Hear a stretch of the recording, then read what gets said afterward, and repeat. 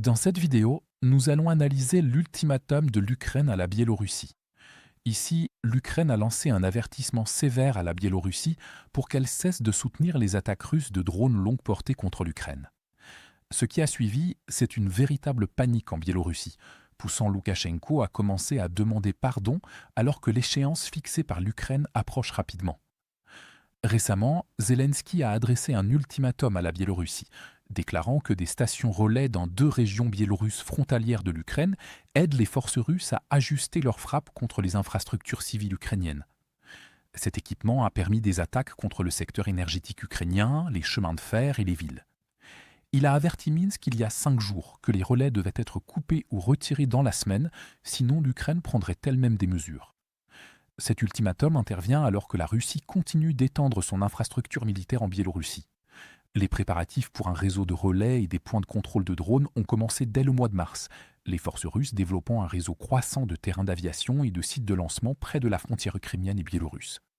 Leur déploiement permet à la Russie de lancer des drones d'attaque directement vers Kiev, ou de les faire longer la frontière en direction de l'ouest de l'Ukraine. En plus des installations de lancement, la Russie s'appuie de plus en plus sur des systèmes de communication et de relais de signaux situés sur le territoire biélorusse, qui soutiennent les opérations de drones et aident à guider les attaques contre des cibles ukrainiennes. Lors de nombreuses frappes de grande ampleur, les drones russes pénètrent d'abord sur le territoire biélorusse avant de traverser en Ukraine, volant souvent à seulement 5 à 10 km de la frontière. Cette tactique pose d'importants défis à la défense aérienne ukrainienne, car l'Ukraine ne peut pas positionner en toute sécurité ses moyens de défense aérienne près de la frontière biélorusse, sous peine de les exposer aux drones de reconnaissance russes et d'augmenter leur vulnérabilité aux attaques. Les rapports des services de renseignement indiquent que Moscou construit actuellement au moins 4 bases dédiées aux drones en Biélorussie, pour lancer des drones suicides de type Shahed. Une fois opérationnelles, ces installations réduiront les temps de vol et raccourciront les délais d'alerte et de réaction de l'Ukraine. L'Ukraine a déjà démontré sa capacité à perturber les opérations de drones russes en Biélorussie. Fin février, les forces ukrainiennes ont neutralisé une partie d'un réseau de relais Wi-Fi maillé russe utilisé pour soutenir les attaques de drones Shahed. Bien que les méthodes exactes employées lors de cette opération restent classifiées, un système de guerre électronique ou cybernétique a été utilisé. L'opération a fait suite à des révélations des services de renseignement et à des avertissements préalables de l'Ukraine, aboutissant finalement au démantèlement de plusieurs stations de relais.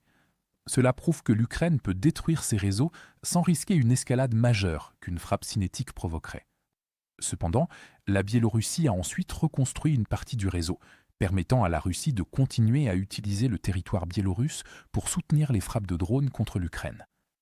Dans ce contexte, le commandant des forces des systèmes sans pilote, Robert Brovdi, a déclaré que l'Ukraine avait déjà identifié les 500 premières cibles à l'intérieur de la Biélorussie qui pourraient être frappées en cas de nouvelle invasion venant du nord. Parallèlement, Zelensky a souligné que l'Ukraine connaît l'emplacement de chaque entreprise biélorusse impliquée dans le soutien à la campagne militaire russe, y compris les usines produisant des composants pour véhicules blindés et systèmes de missiles, ainsi que les installations fournissant du carburant à l'armée russe. À la suite de l'ultimatum ukrainien et de la pression croissante, Loukachenko a insisté sur le fait que l'Ukraine ne devait pas s'attendre à une action militaire de la part de la Biélorussie, en particulier sous sa direction. Il a également présenté ses excuses à Zelensky pour des propos insultants tenus précédemment et a souligné que Minsk n'a aucun intérêt à entrer en guerre. Loukachenko a reconnu ouvertement que la Biélorussie s'exposerait à de graves risques si l'Ukraine commençait à mener des frappes contre le territoire biélorusse de la même manière qu'elle frappe actuellement des cibles à l'intérieur de la Russie. Ces inquiétudes sont renforcées par les difficultés croissantes auxquelles est confronté le réseau de défense aérienne russe, qui, malgré des ressources bien plus importantes, continue de peiner face aux attaques de drones et de missiles ukrainiens. Par conséquent, la Biélorussie serait confrontée à des défis encore plus grands pour se défendre, car le pays dispose de beaucoup moins de moyens de défense aérienne que la Russie, qui est déjà mise à rude épreuve pour assurer sa propre protection. Dans l'ensemble, l'ultimatum de l'Ukraine témoigne d'une volonté croissante de tenir la Biélorussie directement responsable du soutien apporté aux opérations de drones russes. En exposant le rôle militaire et industriel de la Biélorussie dans la guerre, tout en soulignant son incapacité à résister à une campagne de frappe ukrainienne soutenue, Kiev accentue la pression sur Minsk pour qu'il prenne ses distances avec Moscou. Le résultat est un dilemme pour Loukachenko, car le soutien continu à la Russie comporte désormais des risques de plus en plus dévastateurs pour la Biélorussie elle-même.